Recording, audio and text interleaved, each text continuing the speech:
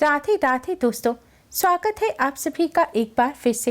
दोस्तों, अगर आप अपनी लाइफ में कुछ नया सीखना चाहते हैं तो चैनल को सब्सक्राइब कर बेल आइकन को जरूर दबाएं। दोस्तों, हिंदू धर्म में मोहिनी एकादशी का विशेष महत्व है। मोहिनी एकादशी का व्रत अन्य एकादशियों से अधिक फलदायी बताया गया है। इस दिन व्रत करने से भगवान विष्णु की कृपा से सभी कष्ट दूर हो जाते हैं। यह व्रत वैशाख मास की शुक्ल पक्ष की एकादशी को रखा जाता है। इस बार यह व्रत 1 मई दिन सोमवार को रखा जाएगा। इस दिन भगवान विष्णु ने मोहिनी अवतार लिया और असुरों का वध किया। जो भी व्यक्ति मोहिनी एकादशी के दिन पूरे श्रद्धा से भगवान विष्णु के मोहिनी अवतार का पूजन करते हैं, उनके सभी पाप धुल जाते हैं। मोहिनी एकादशी का व्रत 1 मई को रखा जाएगा और व्रत का पारण 2 मई को किया जाएगा। व्रत पारण करने का शुभ मुहूर्त है 2 मई की सुबह 5:40 से सुबह 8:19 तक। इस दिन द्वादशी तिथि रात 11:17 पर समाप्त होगी। अगर आप आर्थिक तंगी से परेशान हैं तो एकादशी के दिन क्षमता अनुसार गरीबों और जरूरतमंदों को पीले रंग के वस्त्र, अन्न और पीले रंग की वस्तुओं का दान करें। ऐसा करने से भगवान विष्णु माँ लक्ष्मी की कृपा से आर्थिक तंगी दूर हो जाती है। तुलसी जी भगवान विष्णु को अत्यधिक प्रिय है, इसलिए एकादशी के दिन घर में तुलसी का पौधा लगाने से घर में सुख समृद्धि आती है। इस दिन भगवान विष्णु माँ लक्ष्मी जी की कृपा प्राप्त करने के लिए गौ माता की सेवा अवश्य करनी चाहिए। मान्यताओं के अनुसार इस दिन गौ माता की सेवा करने से घर में सुख समृद्धि आती है और जीवन में खुशहाली आती है। एकादशी का दिन भगवान श्री हरि विष्णु को समर्पित होता है। इस दिन भगवान विष्णु के साथ ही धन की देवी माँ लक्ष्मी जी की भी कृपा प्राप्त करने के लिए माँ लक्ष्मी का भी विशेष रूप से पूजन किया जाता है। आज की इस वीडियो में हम आपको इस पावन दिन पर करने वाला एक बहुत ही आसान और असरकारक उपाय बताने जा रहे हैं। इस उपाय को करने से भगवान श्री हरि विष्णु जी के साथ ही माँ लक्ष्मी जी और भगवान श्री गणेश की भी असीम कृपा प्राप्त होती है।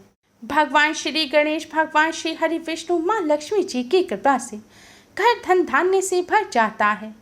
दुख, गरीबी और दरिद्रता का नाश हो जाता है। घर में कभी भी गरीबी नहीं आती।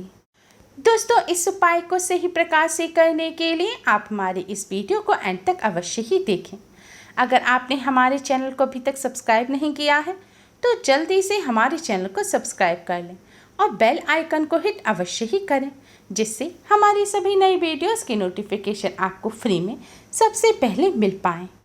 तो आइए दोस्तों, जानते हैं इस उपाय के बारे में। उपाय करने के लिए आप अपने मंदिर के सामने आसन बिछाकर बैठ जाएं। अब भगवान जी के सामने एक शुद्ध घी का दिया जलाएं।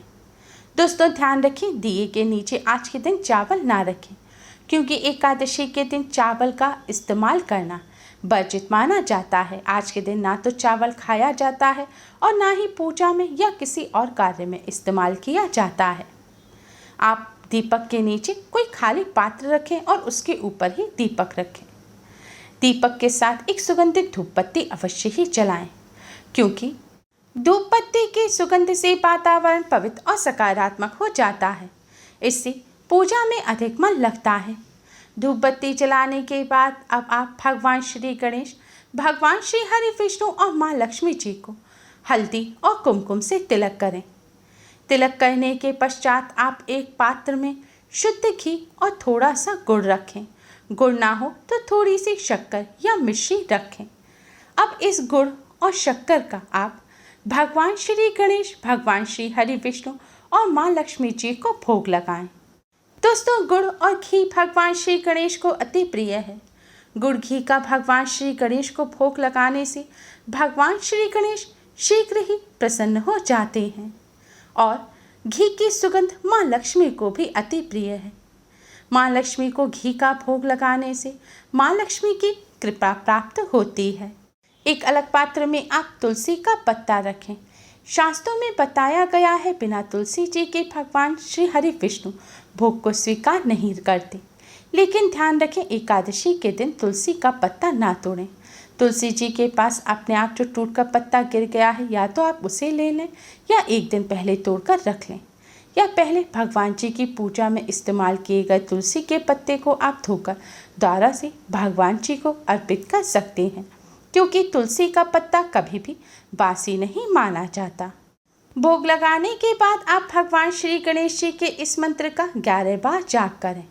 मंत्र इस प्रकार है: ओम गण गणपते नमः, ओम गण गणपते नमः। गणेश जी के मंत्र का जाप करने के बाद आप भगवान श्री हरि विष्णु जी के 12 मंत्र ओम नमो भगवते वासुदेवाय का 108 बार जाप करें।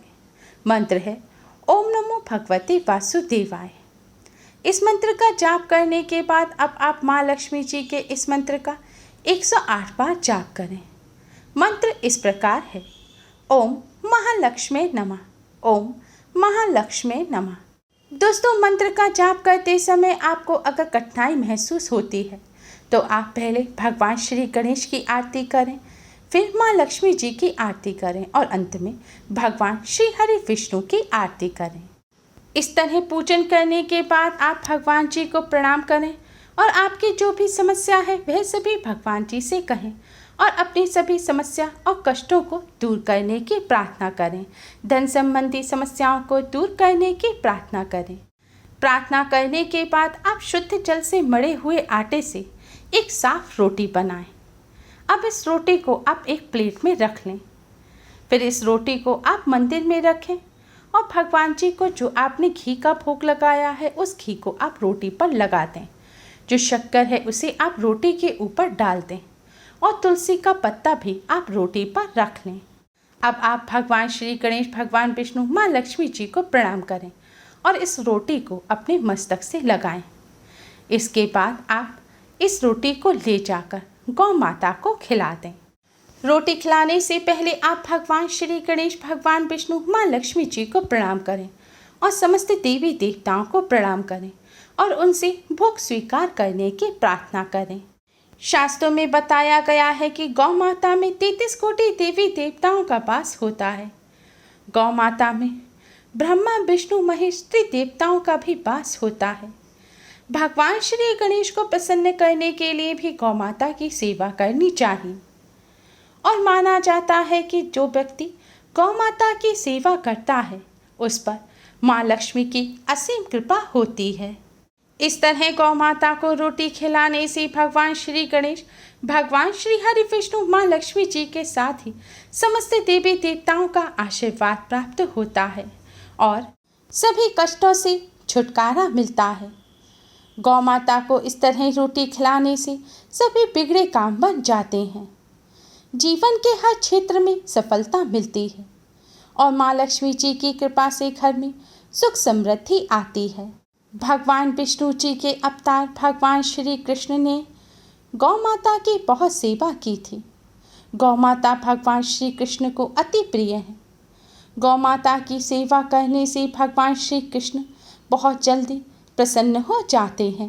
गौ माता को इस तरह रोटी खिलाने से ब्राह्मणों को भोजन कराने का भी पुण्य फल प्राप्त होता है। दोस्तों, गौ माता को रोटी खिलाते समय भी आप मन ही मन ओम नमो भगवते वासुदेवाय मंत्र का जाप करते रहें। गौ माता को रोटी खिलाकर आप गौ माता को प्रणाम करें और उनसे अपने सभी कष्ट, दुख, दरिद्रता, गरीबी को दूर करने की प्रार्थना करें। दोस्तों, शास्त्रों में बताया गया ये बहुत ही आसान और असरकारक उपाय है। इस उपाय को करने से भगवान श्री गणेश, भगवान श्री हरि विष्णु, माँ लक्ष्मी जी की कृपा से जीवन के सभी कष्टों से जल्द ही छुटकारा मिल जाता है। धन संबंधी समस्याएं दूर होती हैं और घर में सुख समृद्धि आती है। गौ माता दुर्भाग्य को सौभाग्य में बदल देती हैं। दोस्तों, गौ माता को रोटी खिलाते समय आप इस बात का विशेष ध्यान रखें कि आपको रोटी गौ माता के सामने फेंकनी नहीं है, यानी कि आपको रोटी सम्मान के साथ गौ माता को खिलानी है। अगर आपको डर लगता है रोटी खिलाते समय तो गौ माता के खाने का जो स्थान है जहाँ पर उनका खाना रखा हो आप वहाँ पर रोटी रख दें, या फिर जिनके घर गौ माता है उनके हाथ में सम्मान से रोटी दे दें। रोटी को बासी करके गौ माता को ना खिलाएं और रोटी का अनादर भी ना करें। रोटी को अपनी जेब में रखकर या फिर गलत तरीके से आप अपने घर से ना ले जाएं। गौ माता को पूरे सम्मान से रोटी खिलाएं। इस शुभ अवसर पर इस उपाय को करके इससे लाभ अवश्य ही प्राप्त करें। उम्मीद है आपको हमारी ये वीडियो पसंद आई होगी। प्लीज़ लाइक करें। हमारी इस वीडियो को अपने फ्रेंड्स और रिश्तेदारों में ज़्यादा से ज़्यादा शेयर करें, जिससे वह भी इसका लाभ उठा सकें। हमारी और भी वीडियोस के लिए हमारे चैनल को सब्सक्राइब करना ना भूलें। Thanks for watching. Radhe Radhe.